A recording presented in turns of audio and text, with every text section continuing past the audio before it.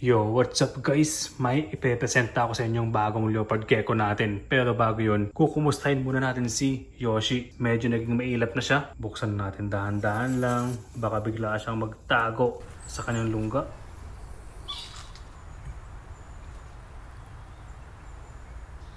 Try natin siya pakainin ngayon guys. May mga superworms ako dito na katloaded ng okra. Let's see guys kung makain si Yoshi.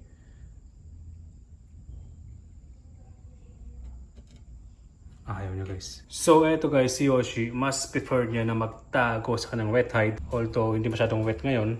Medyo moist naman guys. Pero sa loob guys, yung sphagnum mo sa loob moist lagi yun. Guys oh, diba? Moist. Mas prefer niya na magstay dito compared dito sa dry hide. Kasi siguro mas may privacy siya dito. Mas tagong-tago siya dito kasi yun ang butas oh. Yan lang, tsaka ayun lang oh. Sa dry hide, yan medyo malawang. May butas pa dito. Although, paloob pa naman yun guys, yung dry hide niya. Paloob pa yan, tapos may kanto pa yan, liliko pa pakaliwa, tapos pa kanan. Hindi, joke lang, wala na. Hanggang sa dulo lang. So yun nga guys, ang point ko lang naging mailap na siya. So gusto ko sana siyang i-handle ulit kasi napakatagal ng panahon. Simula nung lipat siya dito sa enclosure na ito, hindi ko na siya na-handle. Mas mas active siya sa bin type na enclosure. Siguro kasi guys, kailangan ng mas pang hiding spots, mga taguan, mga aming mga branches. So in the future guys, magtatagtag tayo ng mga hiding spots dito, mga branches, no? Ngayon, gusto kong i-try na i-handle si Yoshi. Siguro, dikit ko muna yung daliri ko. Kasi last time guys, konting dikit pa lang daliri ko sa likod niya. Nagwala-wala na siya, parang nagpumiglas siya. Kumanong ganun siya, sabay tago sa lungga niya. Try natin guys kung gagawin niya yun. Oh. Papamay ko muna yung kamay ko sa kanya. Yoshi, it's me. Nakalimutan mo na ba ako?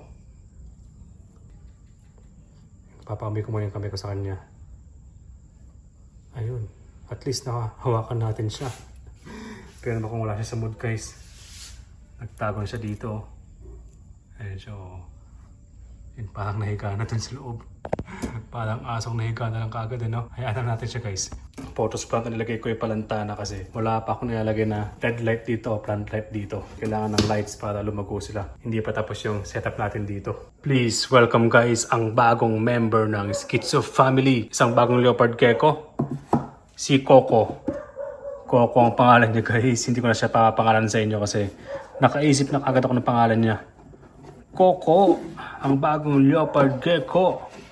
Silipin na natin siya. Ayan na siya. Sa letrang G. Gecko. Ayan guys, si Coco. Medyo maliwanag Coco. Ayan, ganyan. Dapat din naiilawan yung mata niya. Ayan siya guys, si Coco. Mula kay Pets Coco Friend. Kaya Coco ang pangalan niya kasi galing siya kay Pets Coco Friend. Actually guys, medyo matagal na siya sa akin. Ngayon ko lang sana ipresenta sa inyo. Kasi nga, ngayon na ulit ako nag-upload ng mga content. Gumagawa ng mga content. Pangit naman guys kapag wala siyang welcome video sa Schizopelma Family. Hindi ko alam kung anong morph to ng leopard gecko pero cute pa rin guys. Ito nga pala magiging enclosure ni Coco. Itong malaking enclosure na to. Hindi, joke lang guys. Hindi pang arboreal ang mga leopard gecko. So ito guys, next na project natin to. Ayan, naipakita ko na. Hindi ko na pwedeng i-edit out to kasi nasa background ni Coco. So abangan nyo guys, medyo matrabaho. Nagkulang lang tayo ng materials kaya natayin ka ng konti. Pero abangan nyo guys. Ayan siya, nice and close up kay Coco. Mula kay Pets Coco Friend. Ayan, so check nyo guys ang Pets Coco Friend. Registered na siya sa dinner kaya mabibigyan niya kayo ng Coco lang mga papel. Ayan, kung mapansin nyo guys, nasa labas na si Yoshi. Tapos binasa ko na yung substrate. Dito kay binuhos yung tubig. Tapos tumalo hanggang dito. Ayan, so try ko ulit na i-handle si Yoshi. Let's see guys, sana magpa-handle na siya, Guys, hindi na siya nagpa-panic so far. Ayun. Na-handle ko na ulit siya. Hindi na siya skittish. Akala ko nagbago ka na Yoshi simula nung nagkaroon ka ng napakagandang enclosure. Nakakapit yung buntot tsaka niya mahulog siya. Ganda kapag nasa sila, natural setup. Wala pa tong mga springtails. Mag-order pa lang tayo guys ng springtails. Dito natin ilang springtails sa moist area. Para hindi sila mamatay. Kasi pag dito, syempre mamatay sila. Anyways guys. Tatago na siya. Si Coco ang setapan natin ng enclosure ngayon. So eto ang pinaka-basic na setup ng isang leopard gecko. Ayan guys. Yung medyo mas mahaba pa ng konti, mas okay. No? Kapag ang water dish mo yung mga ganito. Talagang kailangan mo ng medyo mas spacious. No? Kasi wala akong makita water dish na matibay na, na hindi naglilik eh. May mga nabilang water dish noon, naglilik sila guys. Tapos yung iba naman madaling matumbay. Jaryo guys, Jaryo. Kung bibili kayo ng Jaryo dapat kilatisin nyo muna yung source. Kung malinis naman yung shop niya, no? Sa mga nagbebenta ng mga school supplies, meron to. Baka yung mga Jaryo niya nakatabi sa mga chemical. Ito naman yung kanyang hide. Tapos yung kanyang water dish. Kapag may makita ako mas malit dito guys na maayos-ayos naman, ipapalitan ko to. Pero so far goods naman to. Tapos ito yung kanyang moist hide. Diyan na muna siya. Ilabas ko muna si Coco.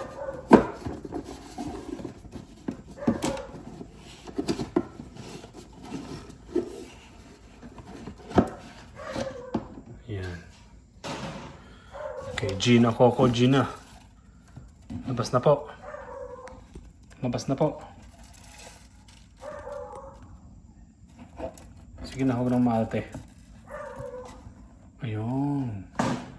Eto, syempre, may may nakalagay na substrate at sphagnum moss.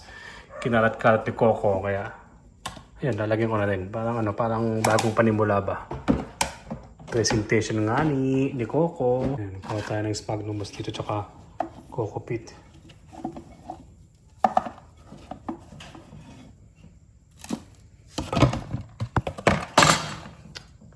Diba ang clumsy ko?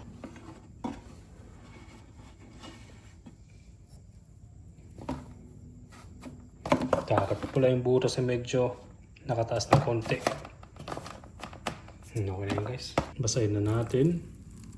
Oops, maapaw. Yan guys. Shake lang natin para kumalat yung tubig. Kumalat yung substrate.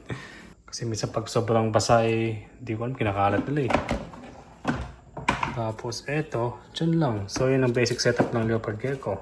Water dish niya pala, wala pang laman. Tapos yung maliit na dish para sa calcium powder.